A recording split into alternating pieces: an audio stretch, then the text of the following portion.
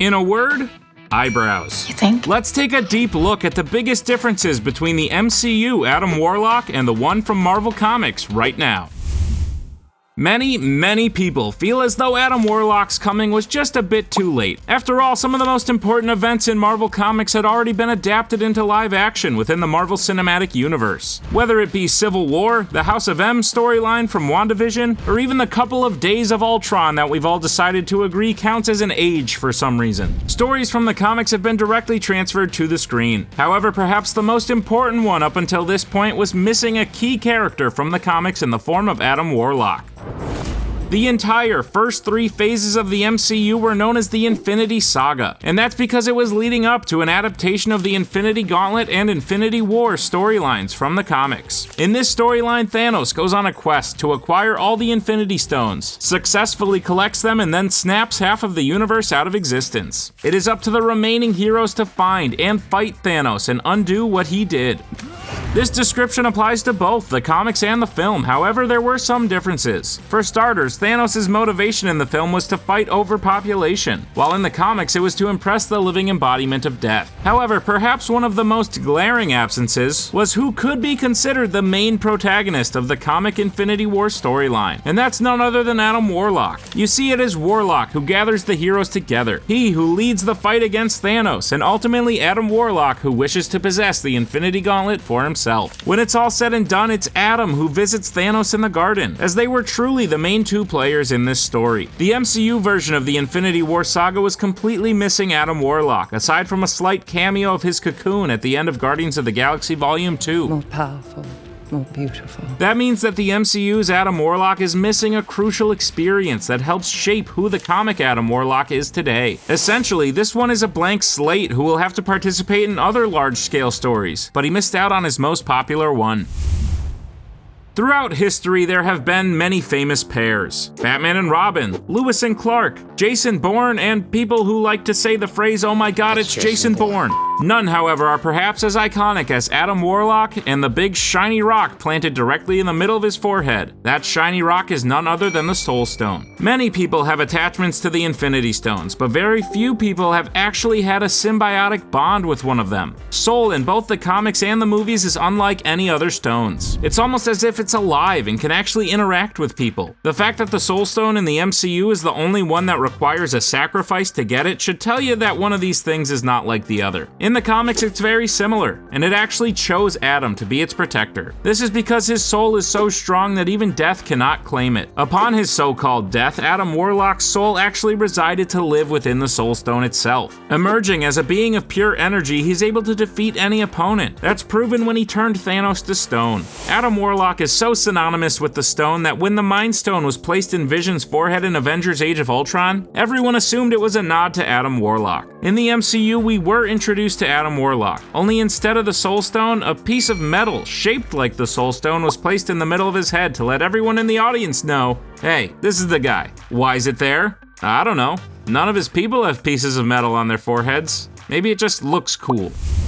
There have been a couple casting choices within the Marvel Cinematic Universe that have drawn the attention of the public, to say the least. One of the first was Chris Pratt as Star-Lord. After all, how could the chubby guy from Parks and Rec ever lead the galaxy's most formidable superhero team? Boy, were we wrong. However, it's mostly because we didn't quite understand what type of character Star-Lord was going to be, and it turns out that Chris Pratt fit the role perfectly. Not since has a casting choice been so attention-grabbing. I was 8 years old when I left Earth. And of course, leave it to James Gunn to do it again. When he announced that the goofy kid with the eyebrows from We're the Millers would be one of the universe's most powerful and noble heroes, needless to say, all eyes were on Will Poulter. After all, we had seen James Gunn take a comedic actor and give him a role that turns comedic but still has some heart and seriousness to it. Then, of course, the kid from The Maze Runner went and posted some photos of him getting ridiculously swole. And then I think it's safe to say that most of us were sold. However, what we didn't quite get was a faithful adaptation in terms of tone and manner from the comics for Adam Warlock. Instead, we got the same type of treatment as Star-Lord, only a little too much on the goofy side. Whoa, what's going on here?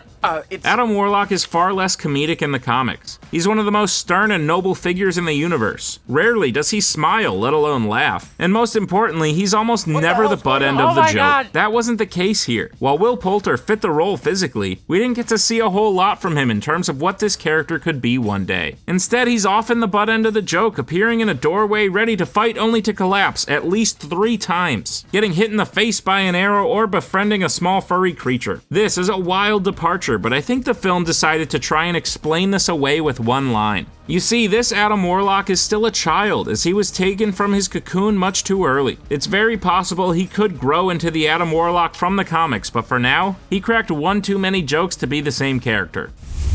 Believe it or not, Adam Warlock's whole origin has a lot of similarities to the comics as it does in the MCU, especially when you'll learn later in this video who actually named him. Adam Warlock was first created as a being known as Him. A group of researchers called the Enclave wanted to create the pinnacle of human potential, the most perfect being that a human would ever become in the future, only living in the present. Who emerged would eventually be known as Adam Warlock. He was born with power on level of that of a god, and fortunately for the rest of humanity, he pretty quickly learned the difference between right and wrong, at least in a general sense. He realized that his creators, the Enclave, wanted to use him for evil purposes and quickly rebelled against them. He injured everyone in sight, destroyed the research complex that helped create him, and quickly escaped. Still new to the world with no life experience, he quickly ran into the god of thunder, Thor, who gave him a beating he won't soon forget. Close to death, he retreated to his cocoon and began his first regeneration and rebirth. In the MCU, the Enclave were replaced by the Sovereign. The Sovereign were retconned to be a people created by the High Evolutionary. Adam Warlock's creator and therefore mother, Aisha, sought to use him against the Guardians of the Galaxy, to which she did. Unlike in the comics, Adam played right along to his mother's wishes. He immediately attacked the Guardians and nearly killed Rocket Raccoon, all to please the High Evolutionary in hopes to save his people instead of destroying them like he did in the comics.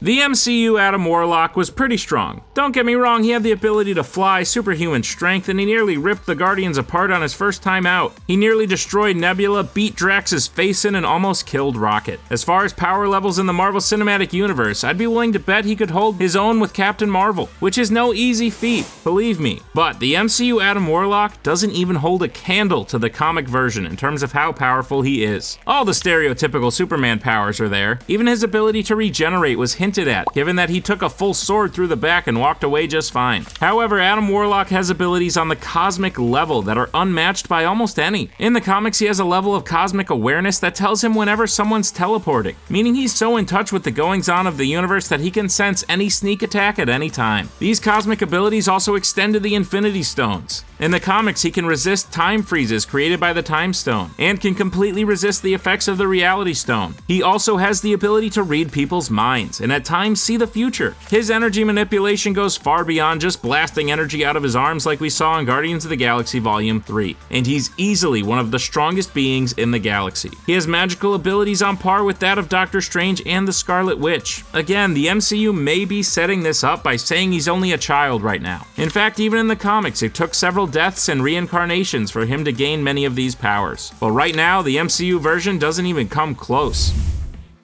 So, Guardians of the Galaxy Volume 3 concludes, and if you were smart enough to stay to the post-credit scenes because, 5 phases in you probably haven't learned your lesson yet, then you would learn that a new iteration of the Guardians of the Galaxy have officially formed. This new team led by Rocket includes King Groot, Kraglin, Vi Lavelle, Cosmo, and of course Adam Warlock. A very young Adam Warlock, which probably explains why he is far from the leader. In fact, he's more like the Drax of the team, the big strong idiot with not much going on upstairs. There is one thing this scenario shares with the comic version of Adam Warlock, and that is that he was a member of the Guardians of the Galaxy, only it looked much different. Adam Warlock was at such a powerful point in his hero career that he actually got to decide whether or not the Guardians could be formed. Following the Annihilation Conquest storyline, a team consisting of himself, Star-Lord, Nova, Quasar, and Warlock, yes, a different person named Warlock, were able to defeat the combination of Ultron and Phalanx. After their successful endeavor and heroism ultimately saving the universe, this powerful group became an iteration of the Guardians of the Galaxy. Adam Warlock took a much more leadership role on the team, given that he had the cosmic power to determine whether its existence was even acceptable. In the MCU right now, he seemed to just be the muscle of the Guardians.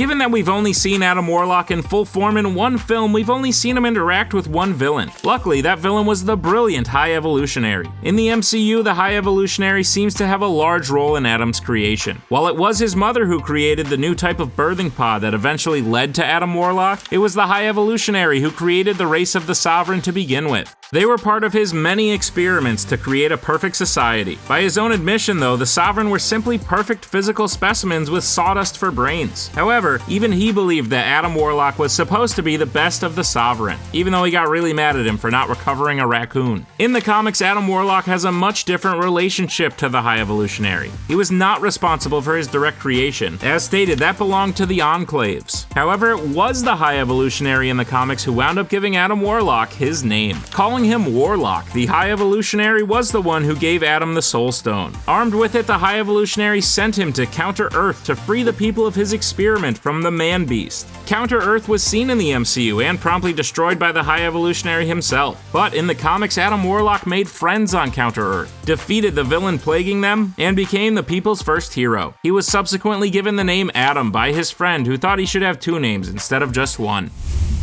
Sometimes the most defining things about a hero is the people they're best at punching in the face. That's right, they're villains. After all, who are heroes without their villains? In the Infinity Saga, Adam Warlock stood opposite Thanos as the two beings who put the world in balance, representing both good and evil. However, Thanos is not exactly who most would consider Adam Warlock's evil counterpart. In fact, there's a literal person who fits the definition perfectly. A character known as the Magus appeared wreaking havoc and caused a lot of trouble for Adam Warlock. What was his business in all of it? Well, the Magus is actually a future version of Adam Warlock, whose mind was a little more twisted and warped than his own. The Magus has all of Adam's powers, and therefore is one of the strongest villains in the Marvel Universe. He also causes Adam to seriously question his own morals as he looks into a mirror of what he could possibly become, should he travel down a path of evil. Fighting the Magus is what makes Adam Warlock, and without that battle, he's just not the same character who has learned responsibility for all the power he possesses. In the MCU, we could see a future storyline where Adam Warlock does have to fight the Magus. In fact, that may be what turns him from his goofy self into the Adam Warlock we would all recognize just a little bit better. But for now, his only fight has been with the High Evolutionary, and I don't think that one defined him too well. We've already talked about Adam Warlock's incredible power and his demeanor in the comics, and how that differs from what we've seen in the MCU. This next turn will reference something used as a joke in the movie, but is actually pretty dark in concept. Adam Warlock has killed many people. He killed Thanos, he stopped the Magus, but all this killing was always in the name of good. Adam Warlock, more than most, was given such divine judgment that many people went to him for advice, almost as though he was a religious figure. His violence was never unnecessary, especially after his first couple of rebirths. Sure, there was a kidnapping or two early on in his unique life, but he quickly learned his lesson. The MCU version straight up murdered a dude after his mom told him to show him what they're made of. Of course it was just a joke. Haha, very funny. Adam didn't understand he was just supposed to intimidate the guy and not completely fry him from the inside out. But in retrospect, this is seriously dark, man. The MCU version of Adam Warlock clearly has no problem taking life at the immediate command of whomever he happens to look up to at the time. I find it hard to believe that this character could one day become some kind of messiah figure who is looked to for wisdom and guidance when he's already willing to commit serious crimes just because the instructions weren't clear. A staple of Adam Warlock is his iconic cocoon. Adam uses his cocoon to regenerate. Sometimes he can form it around himself, and other times it is a stationary thing he puts himself inside of. Adam sleeps in this cocoon and usually emerges stronger than before. It's part of what helps him be truly immortal. The MCU really has yet to address the whole cocoon situation. In the post-credit scene of Thor: The Dark World, we saw in the Collector's Vault what appeared to be Adam Warlock's cocoon. Theories ran rampant, and everyone assumed that once the Collector was defeated, Adam Warlock would emerge. Turns out that thing was just some fancy tree from another planet or something. Adam's cocoon may prove to be the birthing pod that created him. Aisha of the Sovereign used the last of their resources to create what looks very much like Adam's cocoon from the comics. However, based on what Aisha said about the High Evolutionary removing Adam too early, she almost made it seem as though he can't be put back. It's unclear if we'll ever see Adam retreat to his cocoon, like he has done so many times in the comics, given that he seemed to regenerate just fine without it. However, I have to imagine it will appear eventually. It's literally the writer's greatest tool to come up for a reason why Adam Warlock can't help save the day today. He's taking a nap.